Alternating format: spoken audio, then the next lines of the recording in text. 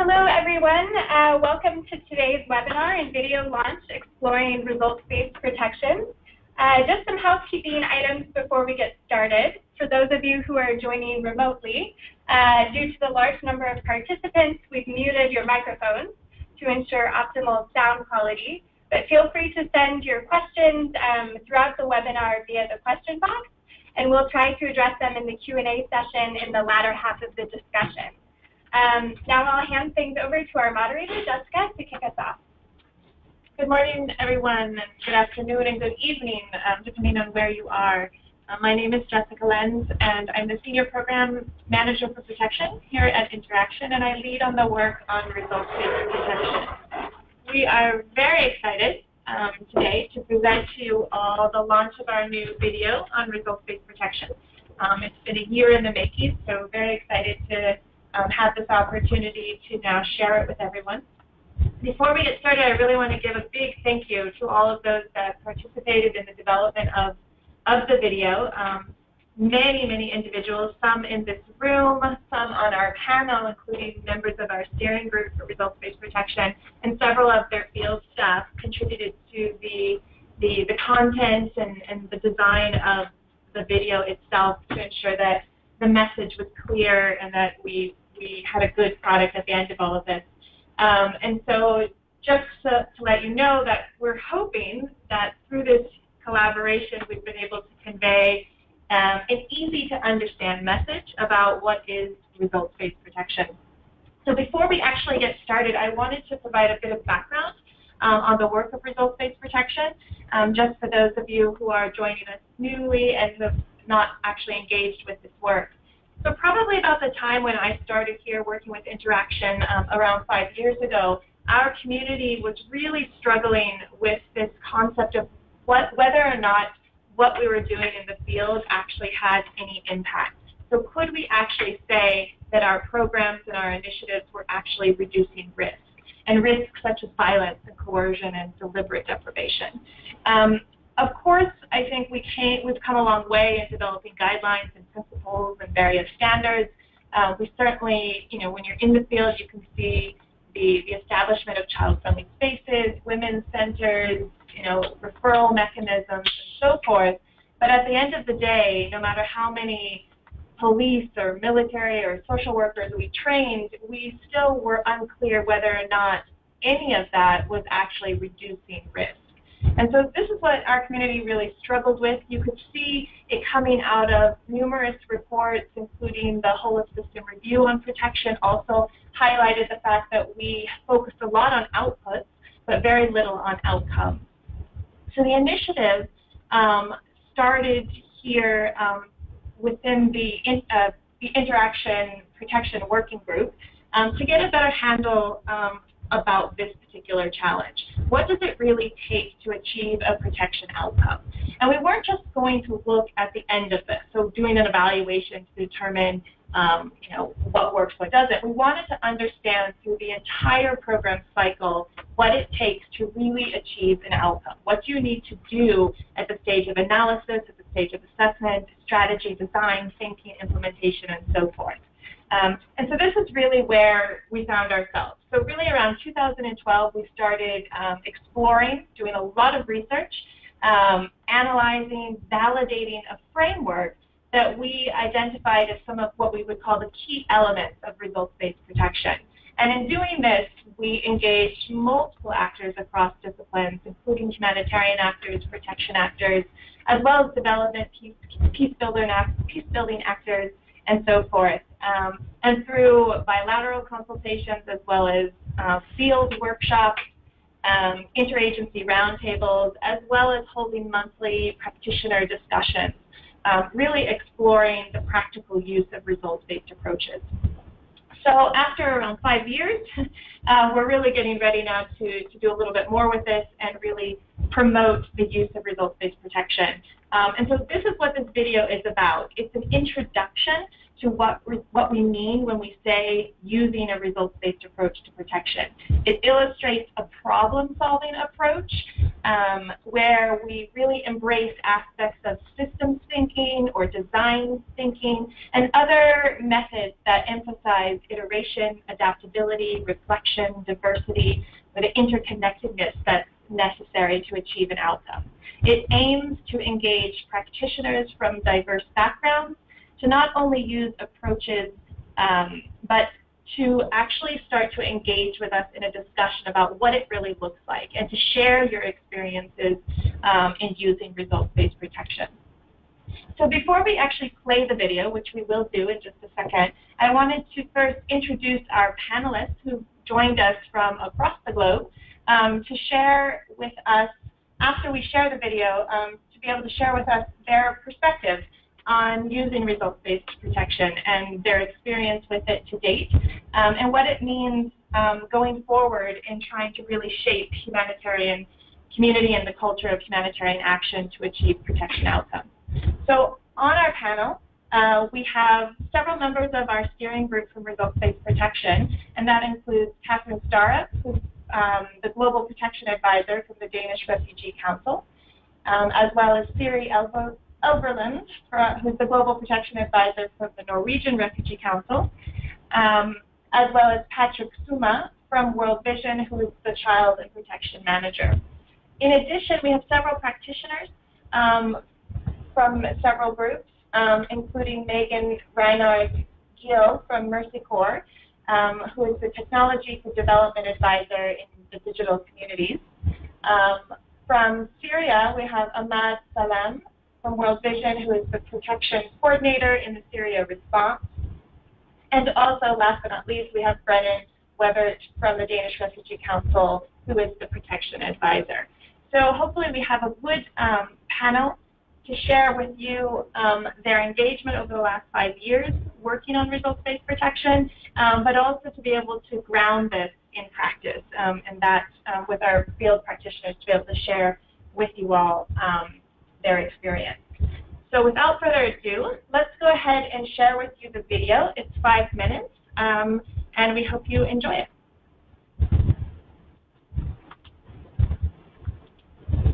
Let's face it, protection work is never simple. Crises are fraught with abusive behavior and violence. It can feel like trying to find your way through a thick fog.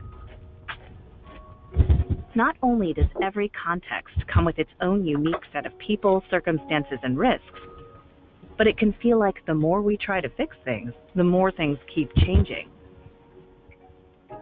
Relying too much on blueprints and static checklists can leave us feeling stuck and overwhelmed, because the truth is, there's no one-size-fits-all solution for these types of situations. But there is a better way to navigate through the fog. Results-based protection is about problem-solving in contexts that are complex and unpredictable. It's an approach which aims for results which are a reduction in actual risks that people face.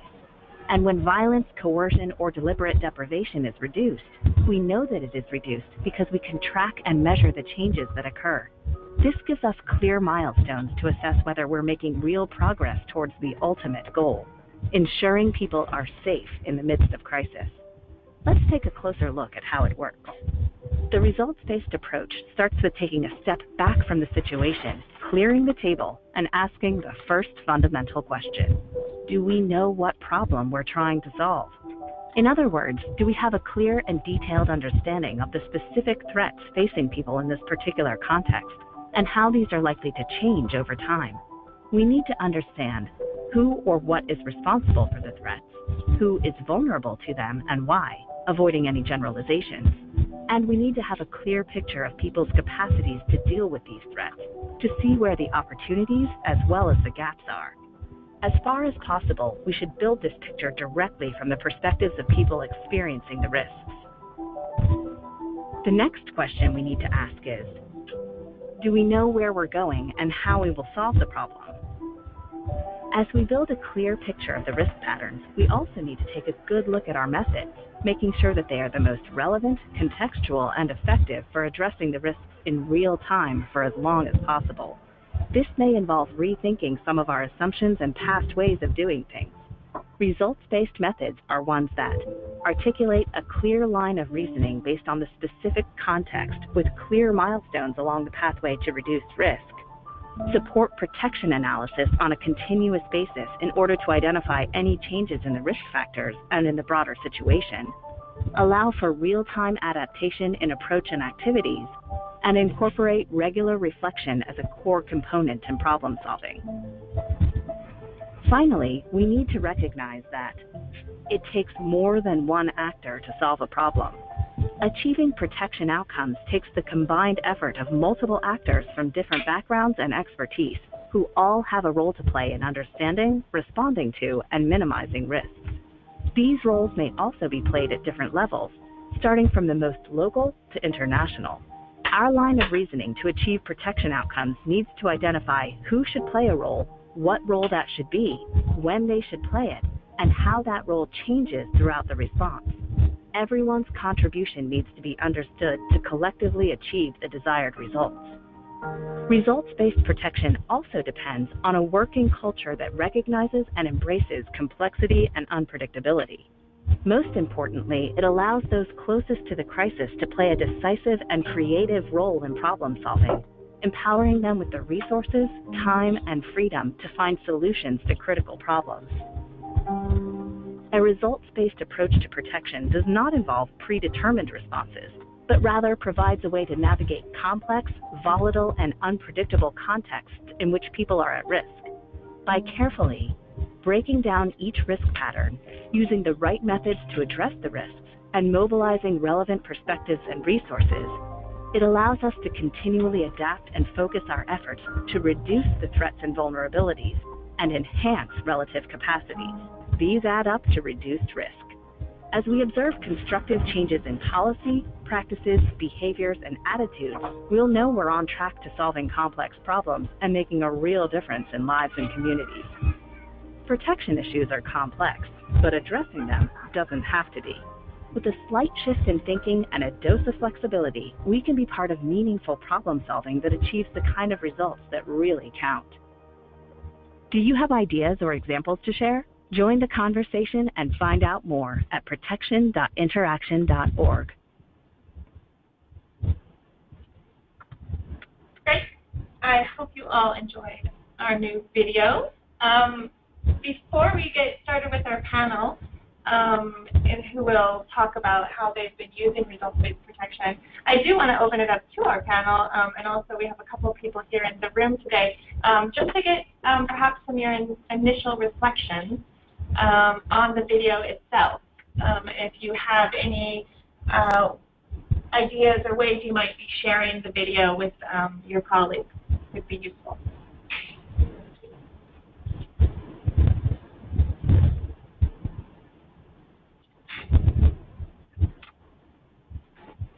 Go ahead, Joe, from CARE. Thanks, Jessica. I mean, I think the video is a really great tool, and I think the project more broadly, what is so useful about it is that it does try to unpack, I think, a lot of the mystique that our non-protection specialist colleagues sometimes struggle with. And so I like the sort of logical breakdown of why would we do this and what would that involve. I'm not as convinced that it's not hard to do results-based protection. I think it is something that, because crises or disasters are so complicated, doing good results-based protection will be complicated just because it has to be very dynamic, because risks change over time and vulnerabilities do as well. But I mean, I like in particular the focus on avoiding generalizations and not just thinking, well, who were the vulnerable groups in the last crisis I was working in? Or even who were the vulnerable groups in the last town that I just came from. And so I think that it's really good to sort of provoke that thinking from colleagues and just, as I think, just demystify it. I think it makes it clear just how straightforward this approach is. When I think a lot of our colleagues think that our protection work is shrouded with some sort of unknowable, less skill and more sort of art-based, that some people just understand protection risks and understand the thinking that we bring to things. And it isn't that. it is a skill anyone can learn, and results-based protection needs to be implemented across the board. So, yeah, kudos to the team putting it together. I know we've really enjoyed being a part of the process and trying to bring in some of the work that we do in care, and looking forward to seeing and hearing about how you're planning to sort of measure the impact of this project as well. So thanks again. Great, thank you so much for that input. Any of our panelists have a thought? Hi, Jessica. This is Patrick. Can you hear me? Yes, we can hear you fine, Patrick. Go ahead. No, I mean, from our side in World Vision, we really, really applaud the effort. And speaking to the video itself, I like the summary that it makes on how, you know, we can measure the impact of protection at the end of the day or at the end of the intervention. But I think what's most important for me, the linkage between the three elements, where you see, you know, you start with the analysis, and then the outcome-oriented methods, and then obviously finally with working together with the community. It's kind of like a building block where you clearly see how one element is linked into the other element, and seeing, you know, it's very difficult if the three elements, if you take out one. But I think what is really more striking for me is the whole idea of protection analysis being kind of the bedrock, the foundation for which our programs are based.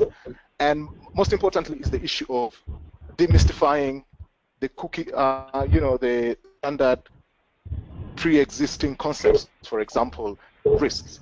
It calls upon us to be able to understand each risk and protection issues for each context, knowing that each context poses different protection risks and different challenges. And I think the issue of constantly reassessing, constantly reanalyzing, so that we don't miss out the protection issues that are existing, is a very good thing. So I think, I mean, the video is definitely very good, not only for protection actor, but also our non-protection colleagues, for them able to understand what we do. Because the question normally they ask is, what is all this protection about? I mean, what is the output? So yeah, it's definitely a very good thing that will come out very handy in our trainings and just sharing information about, you know, protection, non-protection actors. So yes, thank you very much to the team. Great, thank you so much, Patrick. Maybe one more panelist. Is there another one that would like to speak to or your reflections on the video itself? Yeah, could I? This is Kathrine, Jesse. Hi, Kathrine, go ahead. Hi, thank you. No, really, thanks a lot, and we've also been involved in the development of this video. But for us and for me, it serves a very good purpose in terms, and also for training purposes, because it has that visual element to it, and breaking up, as colleagues have also said, breaking up a very complex both process and theme. So I think it does indeed. I mean, I think it's very illustrative with the compass, because it does provide us with that direction in terms of maneuvering in very complex situations and contexts, seeking to prevent and respond to very complex protection issues and risks. So for that, and in addition, I think also very useful, again, to restate and underscore how far we've actually come in the community in terms of making use of those agreed upon at this stage tools that we have, the risk equation, which is very prominent in there in terms of the protection analysis, but also I think importantly the whole discussion around design for contribution, acknowledging that we are in this together and that we cannot do this work alone. So that whole stakeholder analysis and understanding who can make and who can contribute to solving and responding, preventing protection risks. Great, thank you so much, Kathrine.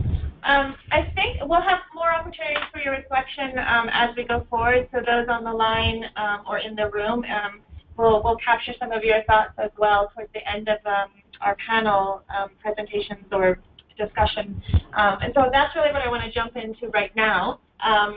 And actually going straight back to Kathrine, but really wanting to get a sense of how our panelists right now who have been engaged on this work for results-based protection for the last 5 years, how they've really used it and how it's really changed some of their programming and their way of thinking about protection. So to begin with, I want to speak with Kathrine a little bit about, some people might actually say that aren't we already doing this? Isn't this what we should be doing? So maybe if you could speak to about what makes results-based protection different than current practice, and why has your organization committed to working with interaction and really promoting results-based approaches? Thank you, Jessica. Yeah, no, for us, DFC, the Danish Refugee Council, a results-based approach is an absolute necessity. Also when it comes to protection programming and response. It is so important, and I mean, you can argue how different is it, but I think there is a need for this program and these efforts in terms of underscoring the importance of having a results-based approach with people at the center, the affected population or the affected persons at the center of our work. A results-based or action or outcome-focused approach, if you like. So, and we see that this is indeed what guides the Interaction Results-Based Protection Initiative. And as such, the Interaction Results-Based Protection Program, it fits very well with our efforts in DSC in recent years, exactly to enhance that recognition of and making sure and putting in place the capacity, so that's the skills, the knowledge, the attitudes, to ensure that our protection response and our interventions are indeed based on a sound and solid protection analysis, but not only the protection analysis, but a sound and solid protection analysis that then leads to a clear protection strategy, that then results and leads to an evidence-informed and effective protection response aimed at protection outcomes. So, I mean, you can see the illustration here is how we think about this and how we see the results-based protection program facilitating this work of having a structured and clear, systematic approach to our protection analysis that then should lead and inform our protection strategies, setting our priorities for protection response, leading to that response. So for us, I mean, the results-based protection program is a very strong and important contribution to the current practice in that emphasis of not only that recurrent, ongoing protection analysis we need to have in place, it's focus on applying methods and approaches that are aimed at action. So again, we don't just do the analysis of this work, but we, from the outset, aim at taking action on these protection risks and aim at having outcomes, protection outcomes, so those outcome-oriented methods. And then, as I said also before, pointing to the important considerations around designing for contribution, meaning that it brings that out, that important thinking around complementarity, thinking around collaborative efforts, thinking about coordination, which we all know continues to challenge all of us, and thinking about multi-sectoral, multidisciplinary contributions and efforts. So this is also somewhat, in terms of discussion, protection integration, which is very much on the agenda these years. Think about that notion of more comprehensive contributions and approaches, where we don't work in isolation protection colleagues, but we work with our other sectoral colleagues. And at a time, I mean, these years where there are massive rights violations, it is so important that we continue our efforts to identify, to understand, and to address these violations. And that exactly requires this about being able to identify and address the threats and the threat component that we also saw in the video. Understanding these threats, who's behind the threat, in that risk equation tool, and take into consideration what other relevant stakeholders, actors are there in the context who are mandated and or are well positioned or placed to work together in reducing and responding to protection risks.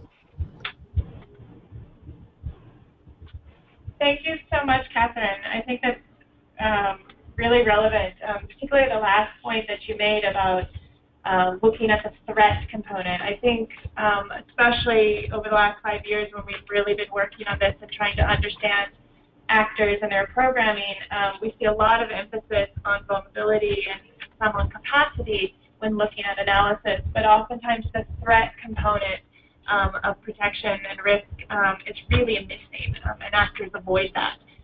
But what we're showing here is that there's a real need to unpack that, to really understand the threat and the motivations behind it, to really understand that how you go about solving that problem. So thank you for that input. I'd like to turn to Patrick, who's also one of our steering group members for results-based protection. And Patrick, you've been engaged with this work for a while as well. How does RBP apply to your work? Hi, Jessica. Thanks for the question. The RBP applies to our work to a very, very large extent, if not in entirety.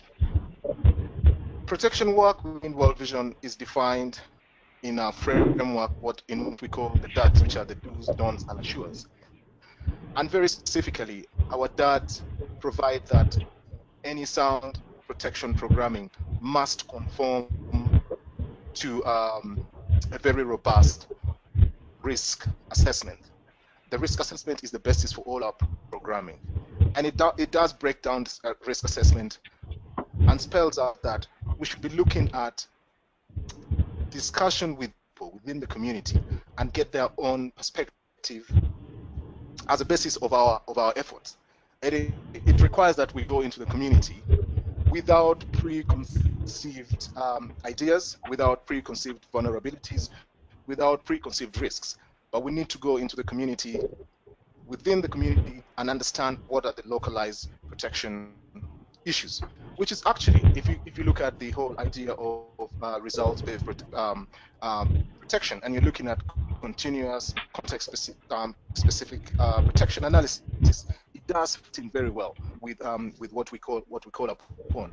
So all our interventions must be based on a very robust and solid risk analysis, which aims, like I've said, for us to be able to understand what are the localized protection issues, who is most affected, who are the perpetrators, what are the risks, what is the community doing to avert these risks or to protect themselves. And when we do have an understanding of that, then we're able to develop a program. Then that actually fits into the second aspect. It's just not a question of developing a program or a project, but we need to understand what contribution are we making towards reducing the risk. What is the impact that we're actually doing? For example, I mean, we do protection trainings, we do information provisions in the community, and we do measure by the number of people who have attended the training, which is fine. But then we need to go beyond that and to understand what is the impact of this information towards the community.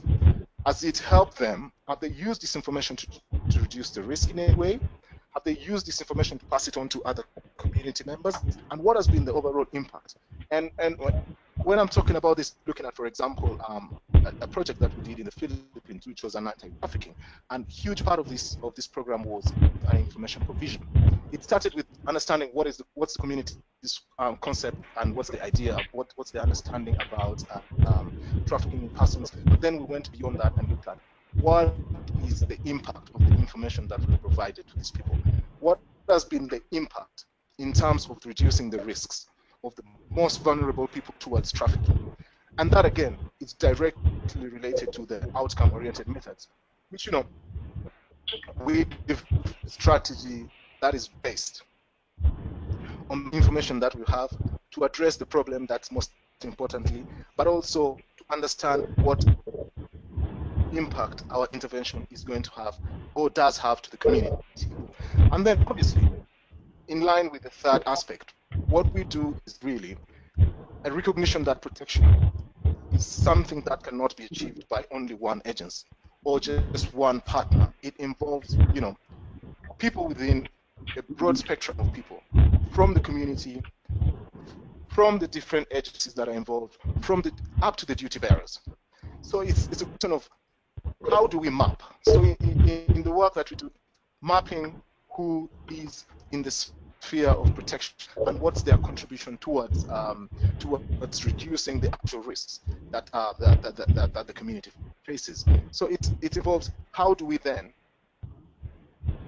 harness the strength of the different persons, the different stakeholders, the different partners to be able to achieve the results that we want. So it's a question of sitting on the table, developing a strategy, and then working towards achieving that at the end of the day, which directly links to the third aspect, which is designing for contribution.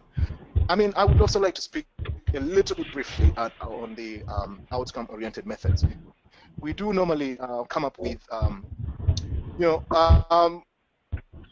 map, almost like framework, a log frame, if you like, which tells us what's the risk that we found out, what are the activities that we're going to come up with to help us address that, and it's done in consultation with the community, and then we come up with indicators. The indicators do not only measure the quantity, but also the qualitative, which in effect looks at what's the impact at the end of the day. How are we able to measure that impact? And this is something that we continuously do across our entire program cycle. It's not a one-off. Bearing in mind that events change very drastically, and so does the situation. We have to constantly be ahead of the game, if for a lack of a better word.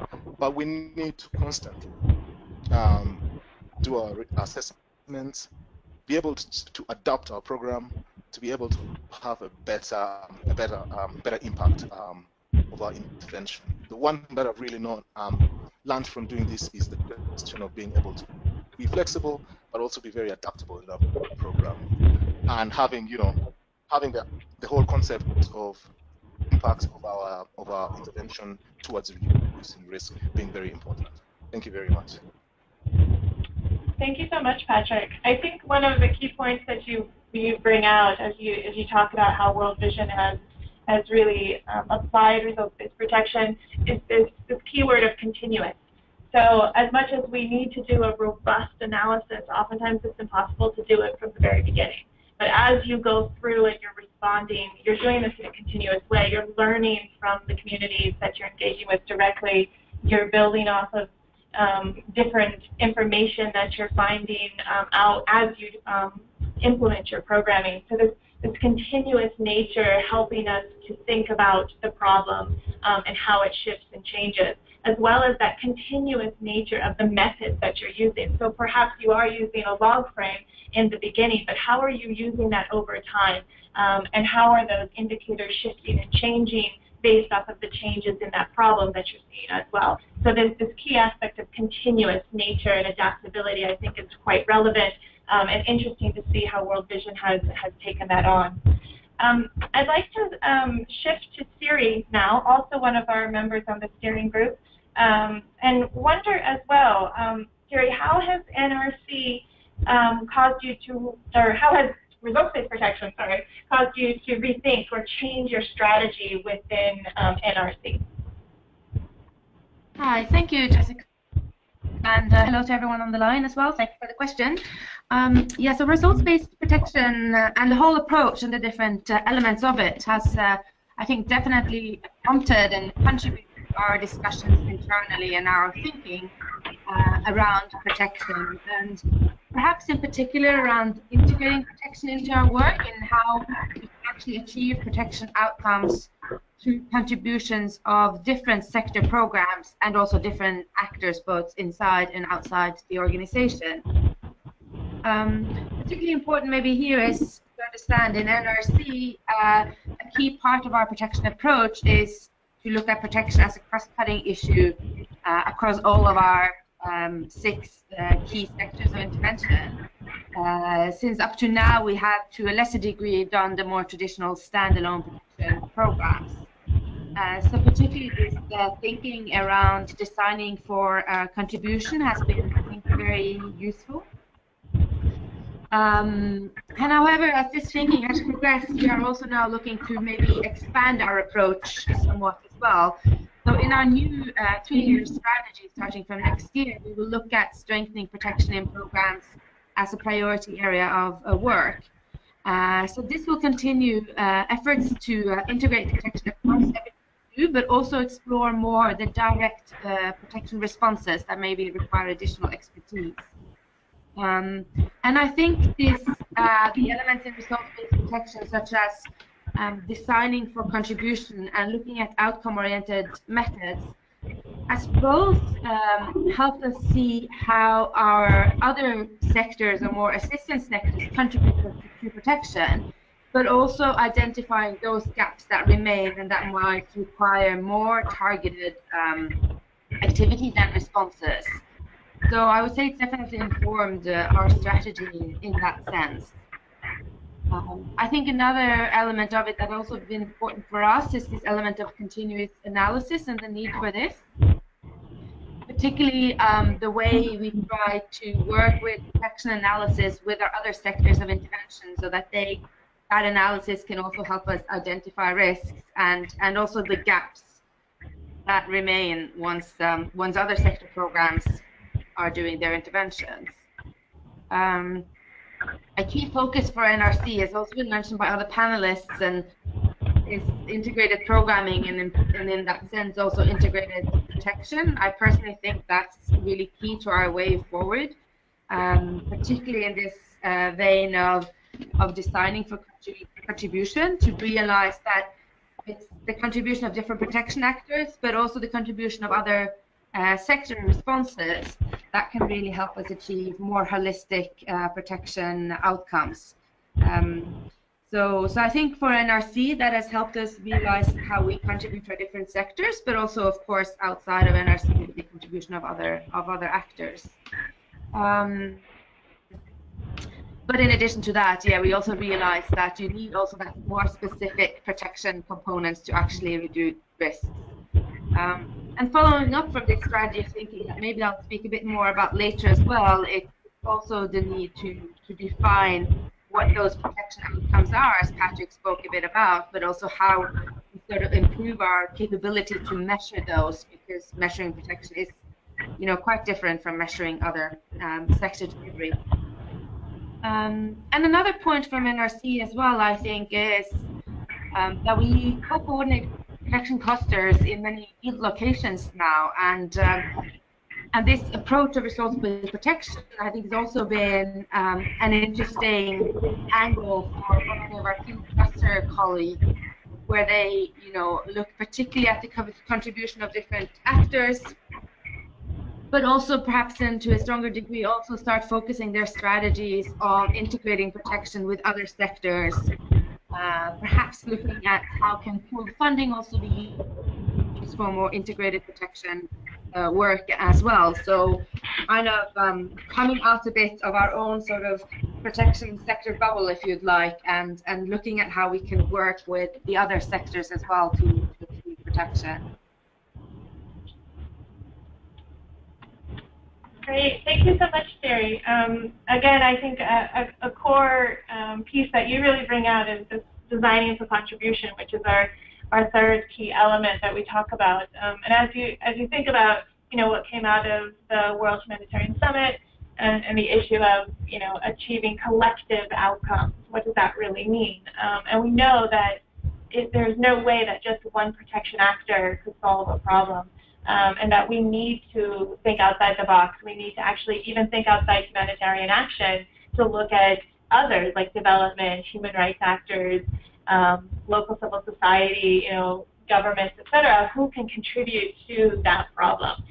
And for us to really understand and map out where are the pathways and the entry points or the leverage points that we can engage with other actors in solving certain protection problems. So I think that's really interesting how this has been integrated into NRC's strategy as well, to start thinking about designing for contribution and what that means to engage with multiple actors across disciplines. I'd like to turn to our field colleagues and those that are really applying results-based protection, and we have some really great colleagues on the line who have been using this. And as a way to kind of ground this, I just wanted to remind everyone, and the video certainly shows this, and if you go to our website, you'll learn more about the framework for results-based protection. But we really emphasize those three key elements, which we say The first one is having a continuous context-specific protection analysis using outcome-oriented methods, or what we would say is problem-solving methods, so those methods that are more systems-based or allow you to be iterative or adaptable, so various methods that allow you to be reflective, etc. And then the third element, which is designing for contribution, which I just spoke about. And so as we think about those three elements, I'm asking our next couple of panelists to speak to these elements and what this looks like in practice. So we have Ahmad Salem here from Syria, from World Vision. And I'm wondering if you could talk a little bit more about one of these. So we emphasize under results-based protection that we need to begin from the perspective of the affected population. So in practice, what does this look like to engage affected populations? We certainly don't want it just to be a check-the-box kind of activity. You do it once and that's it. So in realistic, practical ways, how do you incorporate this really important element into your work? Yes, good day to everyone. Thank you very much for having me with you here. So I will be definitely sharing with you some of the learnings that we've done in North Syria, where we have, like in our area of operation, we have a complete disruption of systems, and results-based protection is very important and has been quite useful for us. So back to your question about the importance of starting from the perspective of the affected population. Now, on its face value, and as you said, we don't want it to be just a checkbox that you do. Like on its face value, it is something that's quite intuitive. Like it's like saying that you have to start from the beginning. But actually, the question is, are we doing that? Are we really starting from the perspective of the affected population? Now, the answer is we are starting from the affected population normally, and we go to people with lots of questions and checklists and that are actually most often static and with lots of blueprints, and we go to the community, and definitely we can, and of course we have always managed to find out things, but it's our perspective, because we have set out these questionnaires, these checklists, and so definitely we see the problems, the concerns, the risks, but from our own perspective. Now, how can we see things from people's perspective, from the affected population's perspective? Actually,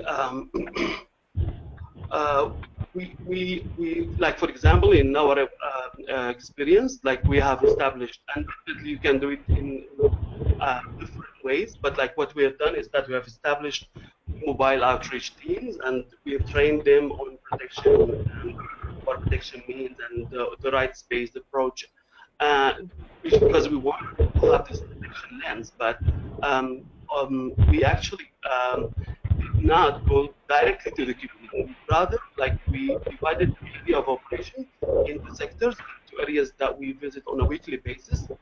In each area, we go there. Like on the first 3 days, we conduct recreational activities with the children there in order to build rapport and trust with the communities. And once we have done that, actually, then our staff, like, in order to see things from the perspective of the communities, we do briefing. Number one is that like we have already like consolidated and compiled a number of tools and safety audits so that our staff can see things in the community that are really concerning the risk, etc. But we have always kept a number of unstructured or open-ended questions. Like, for example, what are really the concerns, the risks of these communities? It's a very open question. It's a very broad question. And that particular question has always yielded me the best answers, actually, the most relevant concerns that the community suffers from. So despite all the tools that I've tried, only that sort of question is probably getting me to the heart of the problems that the community is suffering from. Like, for example, like we were asking like several questions about women and children, etc. But then, like for example, we discovered, like this is just a tiny example, but it tells you what it means. So for example, we've noticed that children are going on the roof, for example, of caravans too, because there are water tanks, the hoses in these tanks because of water taps. So a number of children actually fell down in this. Like we have registered more than 3 cases. So now it's almost impossible. Like we have tried even child protection mainstreaming tools, and we have not been able to capture such a risk. So with the open-ended questions and with having staff who visit the community regularly, we've been able to capture such abuses. Like another example is that we've discovered that there are a number of uncovered manholes that have been like death traps actually, and one of the children actually has died. And despite like more than 14 NGOs working in the camp in which the child died, we have not heard of anyone talking about that issue except our protection staff, who are of course in the field and who keep visiting the communities and ask these questions. So this is one thing, and also again back to the issue of seeing things from perspective of the population. We wanted to see things. Wanted the people, the key informant that we keep talking about, like in whatever assessment we do, whatever needs assessment we do, we always keep talking about key informants. Now, what I felt from my limited experience is that we, like key informants, tend to be those people who are community leaders, camp managers, some tribe leaders, like people who know lots of things about the community, and most often people who have some like roles in the community. So what we did is that we inverted this, like we talked to informants who are very vulnerable people, and they have no role to play. The reason is that most of those people actually, because they have been frequently asked by the assessment teams, like, you know, like in one camp you might have like 3, 4, 5, 6 NGOs working, and then each NGO does its own assessment, and then those would go to the camp management and it asks the same questions. So those people actually inherited the same silos that we think in.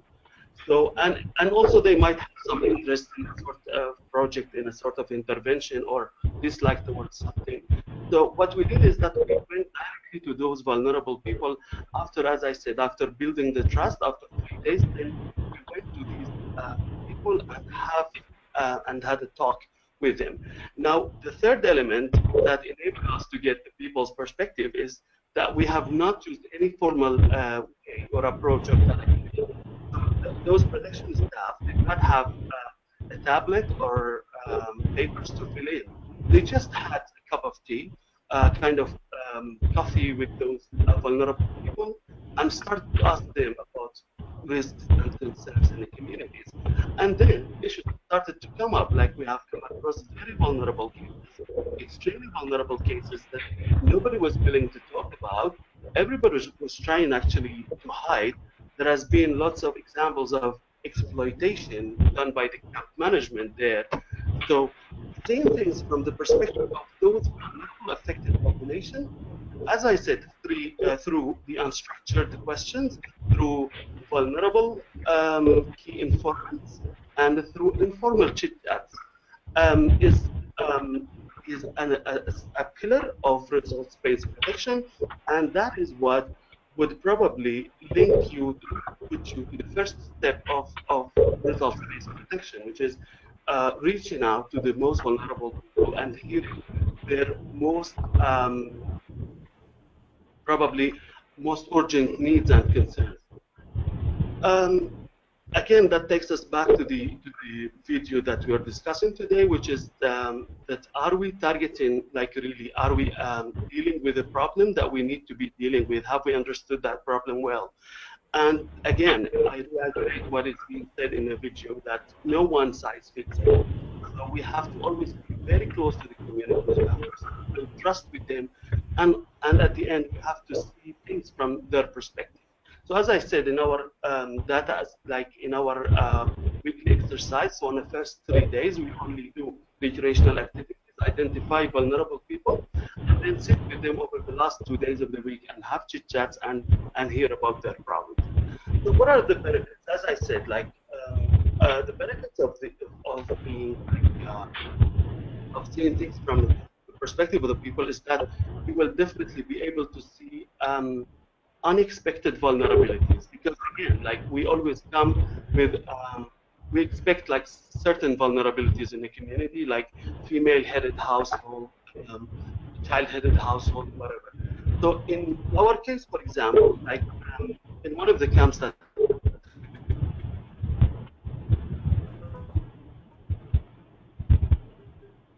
Ahmad, I think we lost you. Are you still there?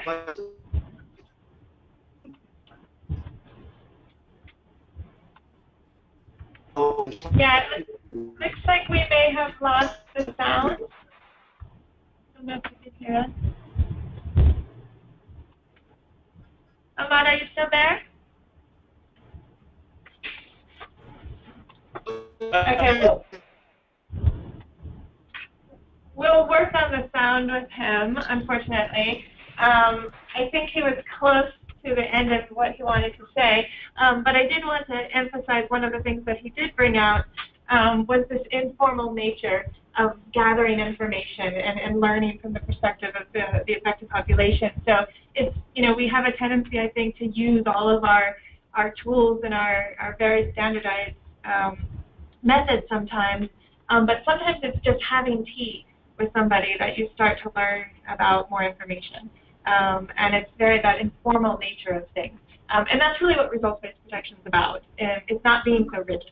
It's looking for other ways and other approaches and methods that really get at the heart of what we're trying to do to solve a problem. And maybe building from that kind of piece, though, that important critical aspect of information, I'll turn to Brennan now from DRC and ask him a little bit about some of the work DRC has been doing in exploring protection information management. So we know that this is a critical and important component when it comes to analyzing protection concerns. So what does this look like to make sure that protection information management is fit for purpose in a given context and can actually effectively track the changes in risk patterns? And how has PIM, is the acronym, been incorporated into processes exploring causal pathways and theories of change? Great, thanks, Jessica.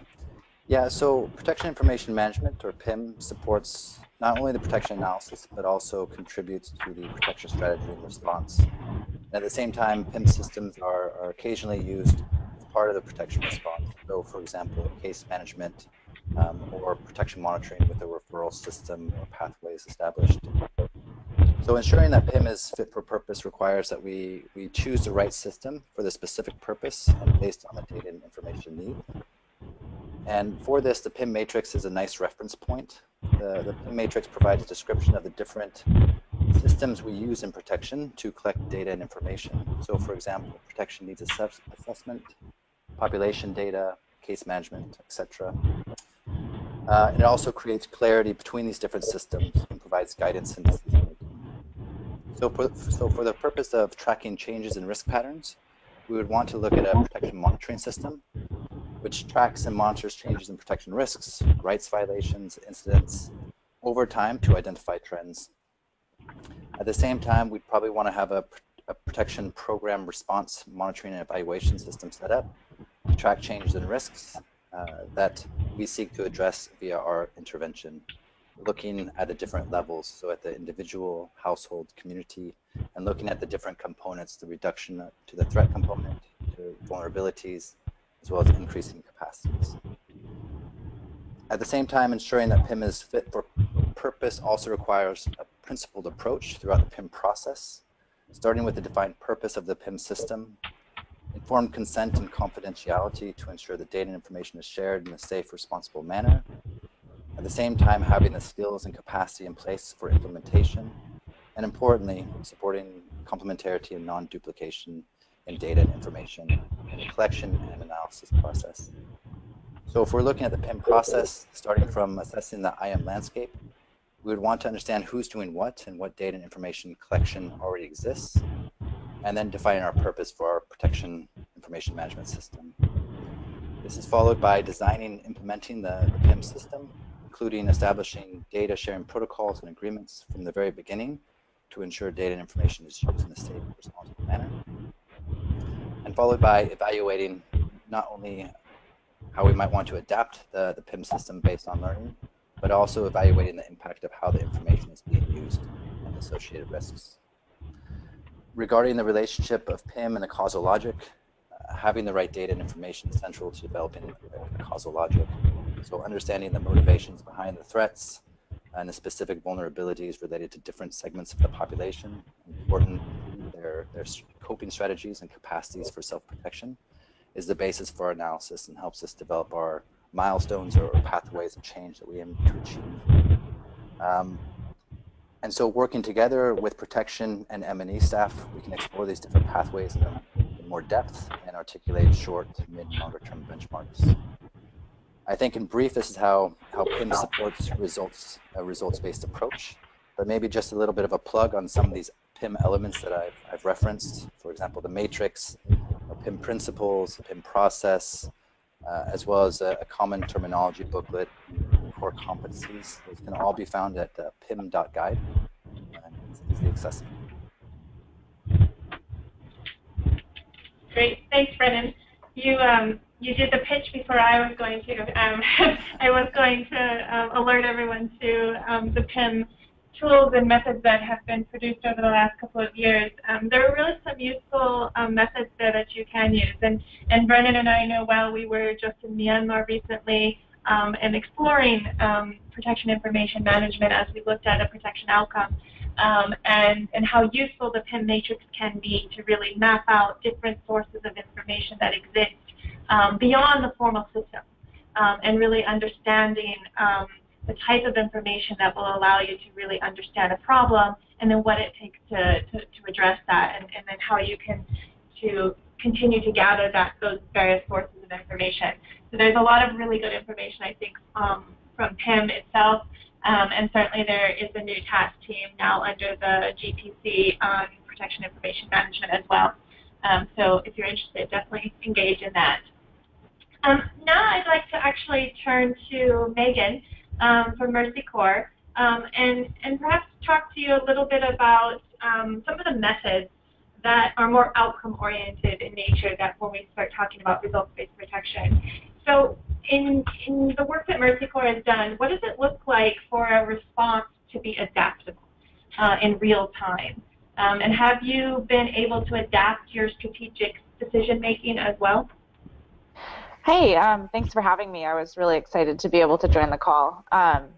So it's been really interesting looking at this protection results-based programming because it's very similar to how Mercy Corps is approaching adaptive management on a whole.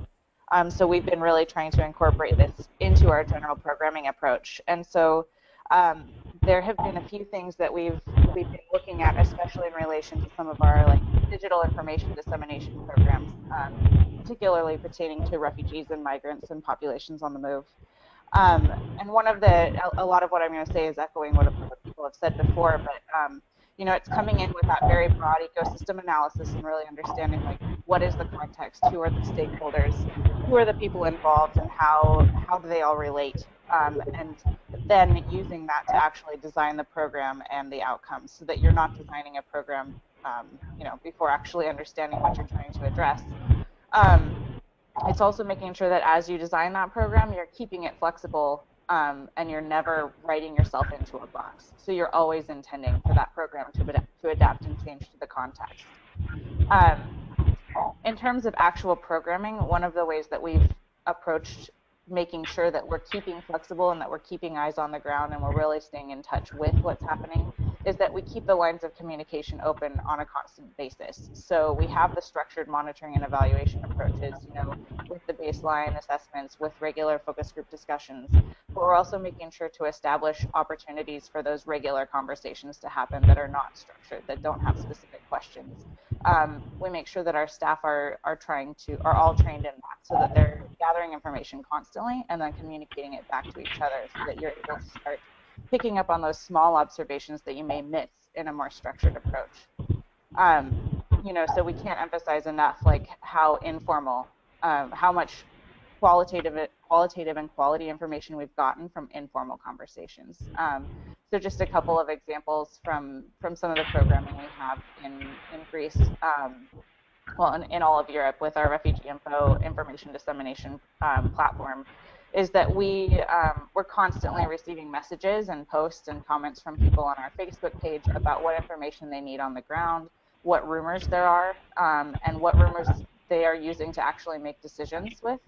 And so we then are able to actively form our information dissemination strategy based on that information. So when we find out from users that people are making decisions about whether or not they're going to move to a placement country based on rumors they're hearing about how friendly that country is, we can make sure that we're providing accurate, verified information about what those placement countries actually are like, so that people are making those educated decisions. Another thing that we've run into is our challenges, of course, with programming losing its mission or not staying on its strategic course. You know, if you're really constantly trying to just listen to people and hear what's happening on the ground, you have that also potential to lose your strategic objective. And so another thing that we've started to incorporate is constant debriefs between the staff. So making sure that we're talking at all levels about what observations are being made on a day-to-day basis, and then making sure we're having those strategic discussions about how we need to change the program to adapt to that context, but also to maintain our overall outcomes and goals and objectives. That's great. I think, again, you hit it on the nail in terms of thinking about informal practices, that you don't need to formally establish certain systems and practices, but that is that informal nature that allows you to be able to be adaptable. And I do certainly, it probably also entails the Mercy Corps' culture, the organizational culture as a whole, to allow for that type of fluid information flow and informal ways of making decisions as well. And maybe to get to that, another question for you.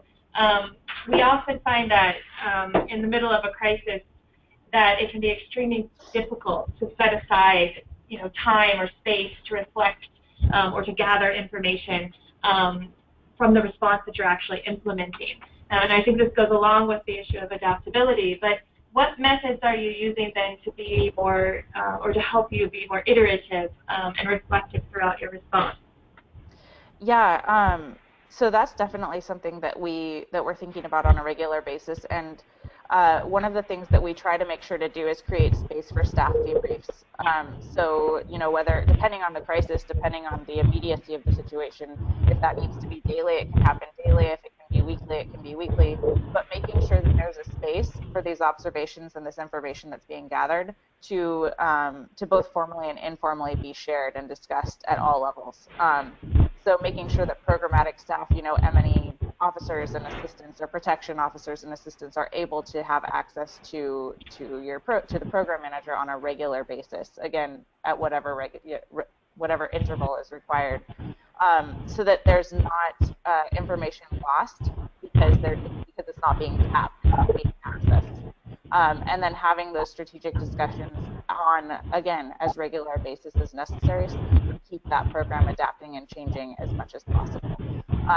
So it's just really trying to avoid what we often face in emergencies, which is like, keeping your head down, trying to get the program done, but really being open to change, which is challenging, but at the same time, it makes sure that your programming is staying relevant throughout the entirety of the response and in touch with people that you're actually trying to serve. Great, yeah, and I think the important piece there too is really making the space. We often think that we don't have the time or the space to do it, but when we find that an organization and actually really senior management prioritize that space, it happens.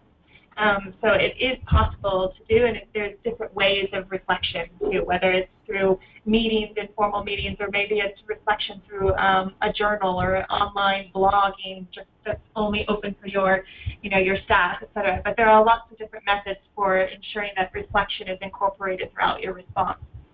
I know we have just about a little bit less than a half an hour, so I wanted to actually go back to some of our steering group members and talk to them and ask them some questions about what next, what are some possibilities.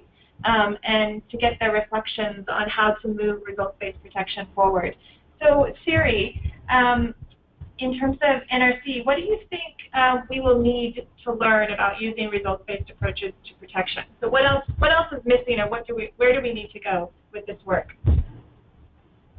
Hi, thank you for the question, Jessica. So I think, well, I'm sure there's many elements that we work on more. I think one that stands out for me, and this is also kind of coming from an M&E seminar recently with colleagues, is I think we can still learn more about how to track and measure results for protection. So if we use these outcome-oriented methods, how do we actually know that we are achieving outcomes, and what are they more defined? So I think we need to become better at tracking the changes that we contribute to as agencies, but also as a collective. I think this would entail also learning more or thinking more about how we define different levels and different types of protection results, be they output or outcomes, maybe, which is more the focus here, and the milestones along the way. And in this work, of course, important for us to take how affected people, for them to define what a protection or a protective outcome actually is. So that should be defined by the people we work with, perhaps rather than us as actors. And very importantly also, I think, when it comes to measuring and tracking protection results, we also need to know more about how to do this in a predictable way, but also with effective methods to actually have measurements that are credible. I think we need to think a bit new about this, because I think measuring protection is not the same as measuring the delivery of other types of humanitarian assistance. We need to look more at measuring people's perceptions, for example, people's perceptions of improved safety, improved dignity, and reductions of risk, etc. So that maybe requires also different type of M&E skills, and also different methods than perhaps we are using more as a standard today. This is something we're looking at a bit in NRC, building about what I said earlier in terms of designing for contribution. What are the protective outcomes of an education program or of a shelter program, for example, and how do we actually measure that? So I think that's one of the key areas that I think more important work is needed. And of course, not only to measure in terms of our learning and accountability, but also then to again look back at our design as well again, and to adapt that to have more impact. Thank you. Great, thanks so much, Siri. And you do bring on a really important point on the M&E aspect. I mean, especially as we start to think about the iterative nature and the changing causal logic throughout the course of implementation of a program, what does that mean for indicators? I mean, are we always just going to use the standard indicator that we set from the beginning? What if that indicator changes 2 weeks later, a month later, 6 months out? How are our M&E folks actually coming on board and understanding new methods of evaluating that indicator? What does it look like if it is changing itself? So I do think that there's a lot to learn still, particularly on the M&E front, and thinking about new methods for evaluation and what outcome-oriented methods are most appropriate. Patrick, let's turn to you now. So what aspects of results-based protection do you feel could be used right now in a given context that could help you solve a complex issue? Could you describe what this might look like? Yes, sure.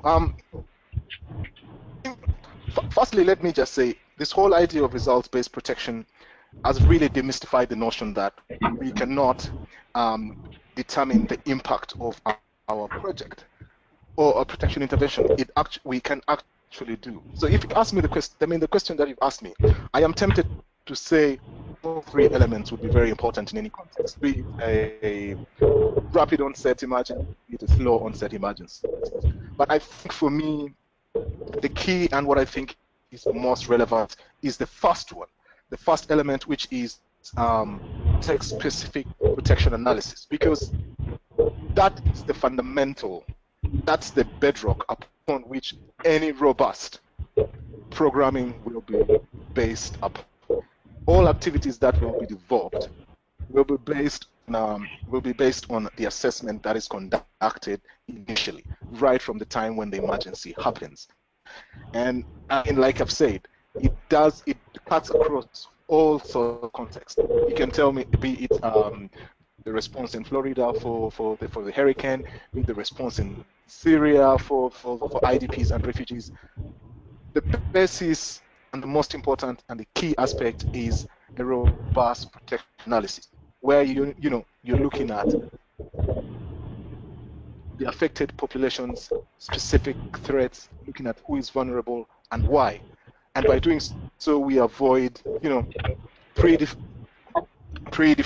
concepts: who is vulnerable, what groups, and who is the most vulnerable. So I really think that's very important. That's for me the strongest. And it's just not a one-off, like I've said, but it's continuous. And in so doing, you're able to adapt your program to meet the most critical need, but also to address the most important risks that the community are facing.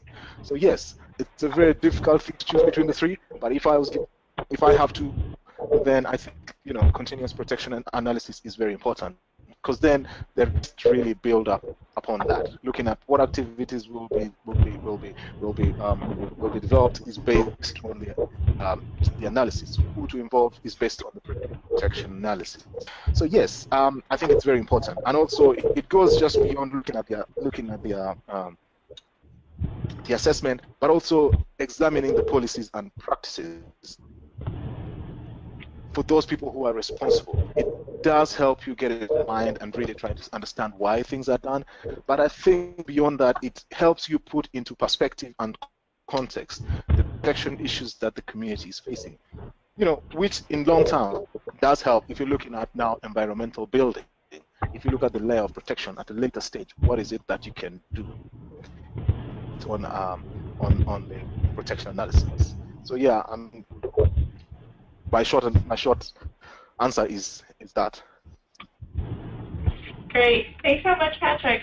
And again, I think one of the things that you said that really struck me that I think is going to be quite a challenge for our community is getting away from some of our assumptions and our generalizations.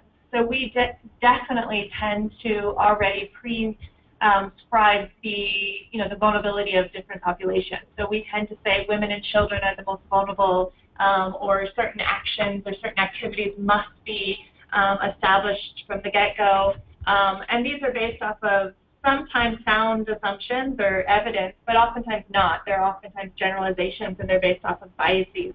And so really challenging our community to move beyond that and to constantly question the assumptions that you're making. And I just wanted to reflect very briefly. We had a webinar a couple of months ago on continuous analysis, and we had one colleague on the line talking about how they were struggling to find female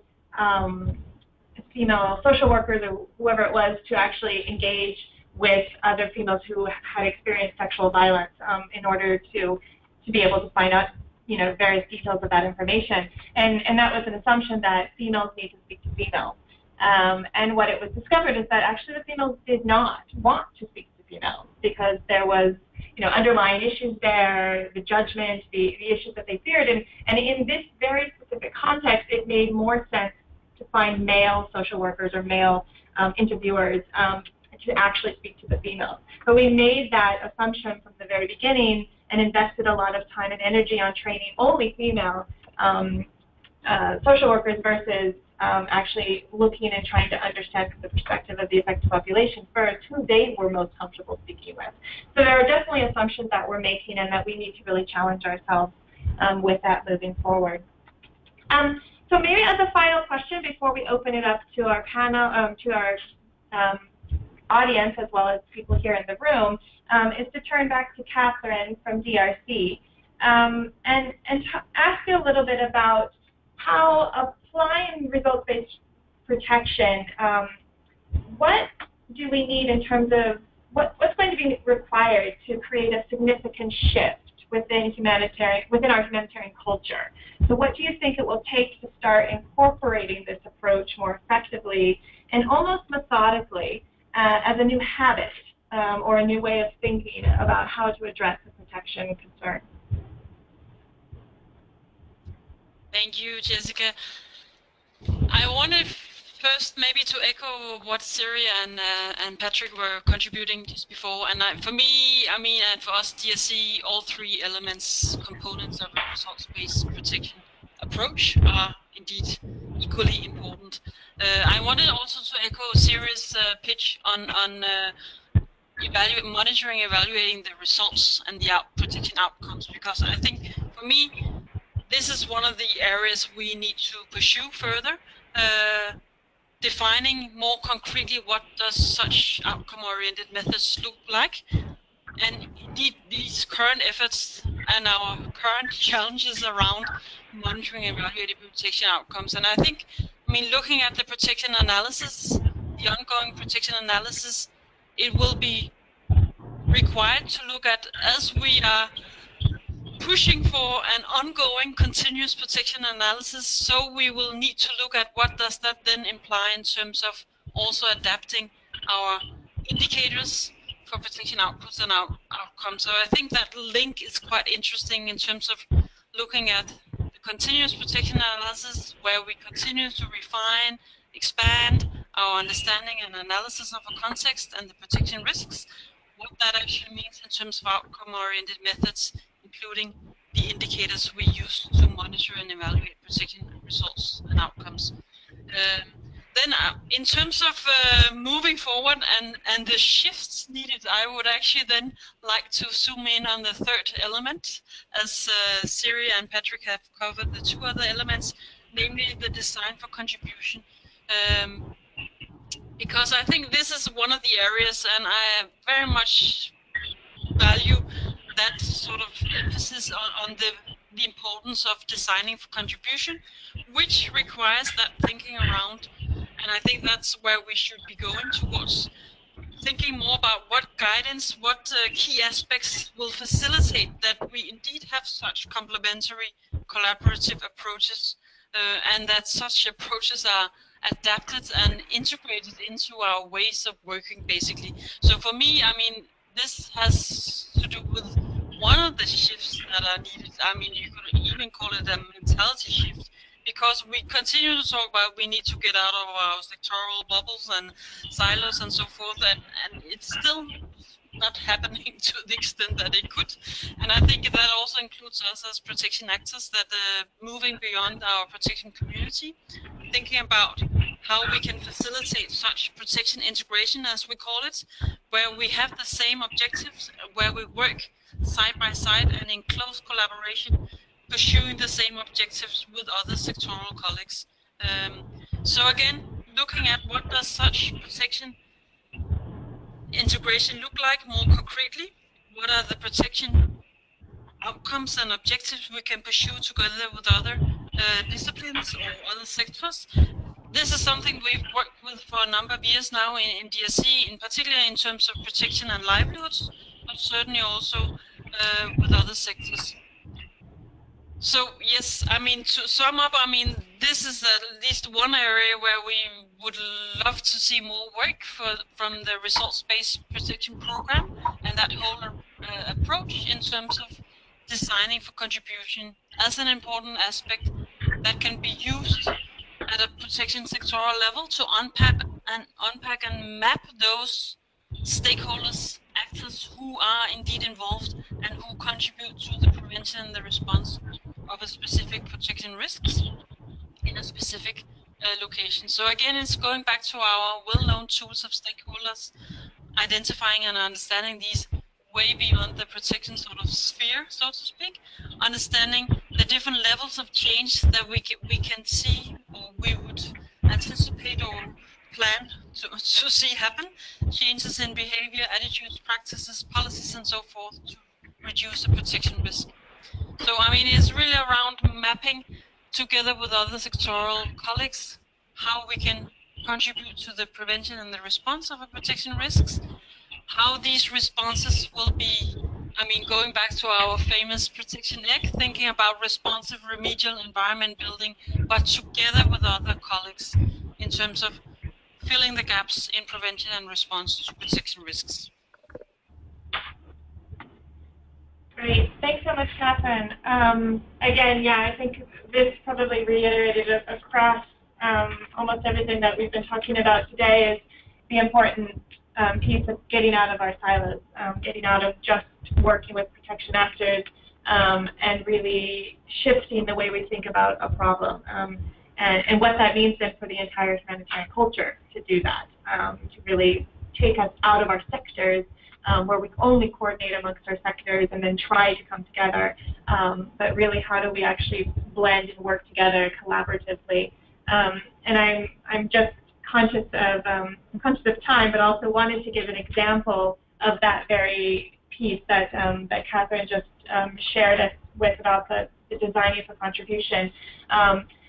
Myself and one of my colleagues just recently went to Myanmar on a mission there to look at how actors were using results-based approaches to protection. And one of our core pieces of work to even begin that mission was to ensure that we were able to start from the perspective of the affected population, but knowing the dynamics in that context and how difficult it was for even humanitarians to have a good, solid relationship with the affected population, it was difficult to determine whether or not the type of information we'd end up learning from people was going to be useful, or would we even be able to actually engage with them. And what we realized in designing the methodology from the get-go was that those that were closest to the affected population were not necessarily the humanitarians. It was actually local civil society. And who was closest to local civil society in those contexts was actually the peace-building community. And it was the peace-building community that was engaging on issues around trust, and thinking about how to empower local communities, and getting them to think about ways of solving problems. So for us to actually begin even engaging and thinking about this protection issue, we actually began with the peace-building community, since they had the leverage point with the civil society groups and the trust that had already been established in order for them to then engage with the affected population. So again, it's looking across the entire program cycle and thinking, where are the entry points and who is necessary to engage with as we start to think about a problem. And it might be that we're only engaging with peace builders from the very beginning, and then it shifts and it changes, and then we realize that we need another actor to engage with. But that type of thinking is very different than the way we actually do humanitarian programming right now. So it's really like shifting that mindset in general. So I just wanted to kind of give that example, given that we just experienced that very recently. So I really want to thank our panel, and I want to be able to now turn to some questions from our audience or some people that are here in the room. If you have any questions or thoughts, or even your own reflection on the video itself or some of the things that our panelists have been speaking to. And I'll turn it to Katie first to see if there's anyone online that's raised any questions at the moment. Yeah, so feel free to submit your questions directly in the question box, and we'll review.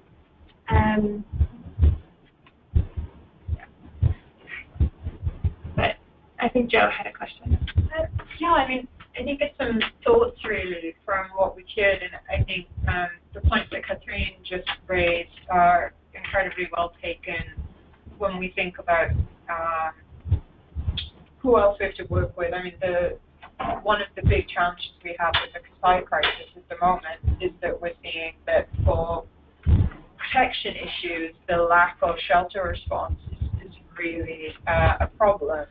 However, because a decision has been made that shelter isn't needed because of the local context of the crisis, I think it's an example of a structural issue that we face in a humanitarian community, where not only is it difficult for organizations that aren't shelter specialist organizations but don't have those relationships with the global shelter cluster, for example, to be able to say girls and women and other vulnerable persons sleeping outside because shelter isn't being provided. They're getting malaria, they're getting very sick, they're getting raped, they're getting abducted. Shelter is a protection response here. you know, people are trying very hard, but it's difficult to get that message through. And I mean, this might be specific to a few of the crisis situations that I've worked in, but we really do have problems, I think, in taking a flexible approach to scale often. That even though we can see how much of an impact we can have by being flexible in our thinking in our own teams, our own departments, or hopefully our organizations, and sometimes in our NGO community, it can be difficult when we're dealing with organizations that have a sectoral mandate, particularly lead agency responsibility, because they have their own strategy, and the response is often, you get involved in our whole process. It can be difficult to join together these conversations when you're looking at education as a protection response, or shelter as a protection response, and so on.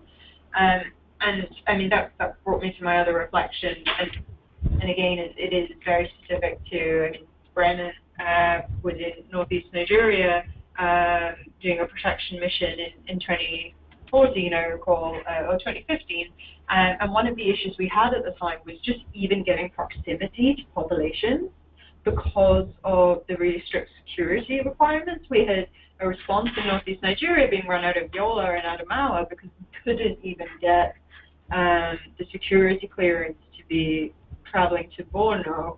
And I think that is an example of another structural challenge that we face, not only in our organizations, but in our responses, that often, even though we are very clear as protection actors, that we need to be able to engage with communities, and exactly as you're saying, through these informal engagements as well. We are so restricted, particularly those of us who perhaps for gender or ethnicity reasons are seen to be very high profile in crisis situations, and that's deemed to be a risk either to ourselves or more importantly to the populations that we're trying to consult with. That we're often prevented from doing that in the name of security and in the name of do no harm, and obviously that's very important. But I think we need to do some more brainstorming, and I mean, I'd invite the opportunity to hear the reflections of the steering group, perhaps at another time, because we're short on time, of how we can put together a toolkit for navigating around these sort of structural obstacles, because I think that's what's really preventing us from implementing results-based protection, that we try to be flexible and we're creative and we know why and we understand it, but it's the constant trying to push 10 different rocks up a hill at the same time. And I think that's where we can really make a big step forward by coming up with solutions to get around those obstacles that prevent us from doing what we know is good practice and what we want to do.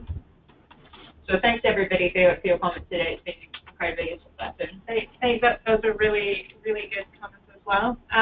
Is there a question? I think we have a few questions coming in.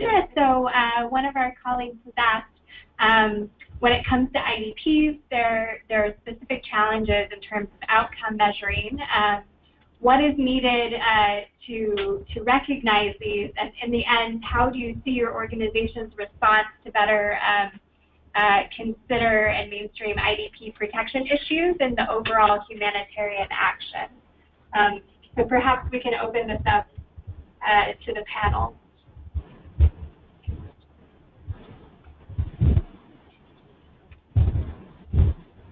I'm wondering if maybe Patrick or Siri, one of you might be able to respond to this question.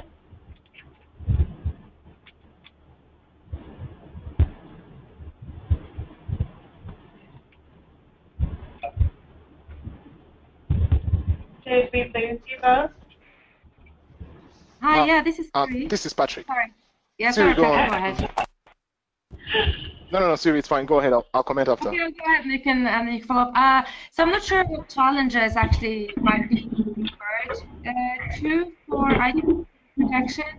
I mean, just from a sort of humanitarian perspective, I guess to some extent, the situations where we have high amounts of IDP, might also, for example, like Syria, be situations where we also have limited access to those in need. So that, of course, being a challenge both in terms of our response and also measuring the results. Many of us working through partners, etc. So that's just one angle to the challenges, and I think there it's really looking at how can we implement more results-based methods in more of a remote programming perspective, perhaps. I think that could be quite challenging. It's not easy to do a more of a comprehensive and continuous protection analysis, perhaps, when you're working remotely. So I think looking at then how we work with partners on results-based protection is, a possible way forward to look at strengthening that. But I mean, the question might have thought about other challenges as well, but this is some thoughts, at least from me.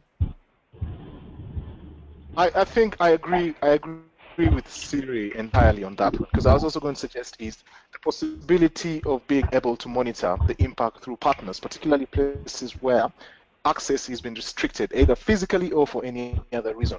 But again, the other thing that I've known, which has really benefited me over time, is your ability to be very flexible and coming up with very creative and kind of creative ways of being able to measure the impact. It doesn't have to be the standard approach that's normally, being able to talk.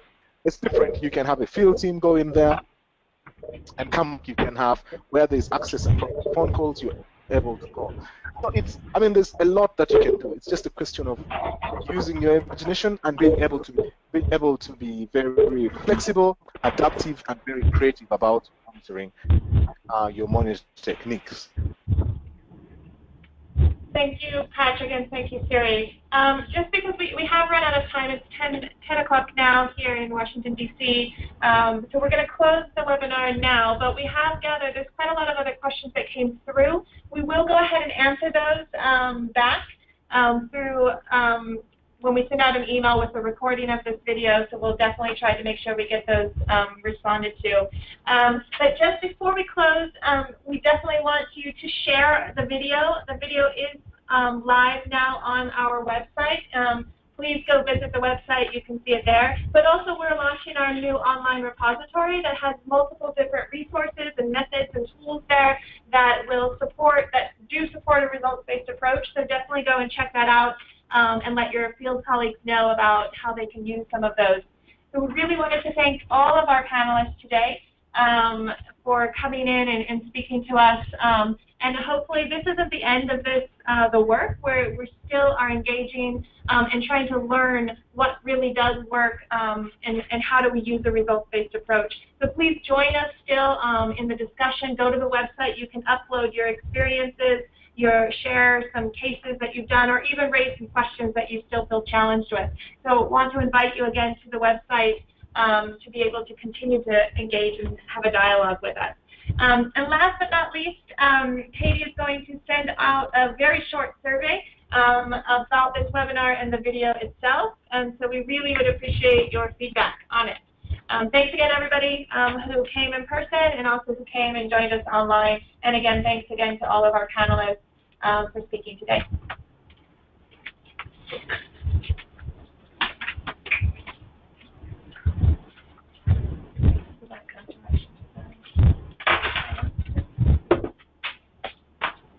Yes, still be prompted. So I just passed around the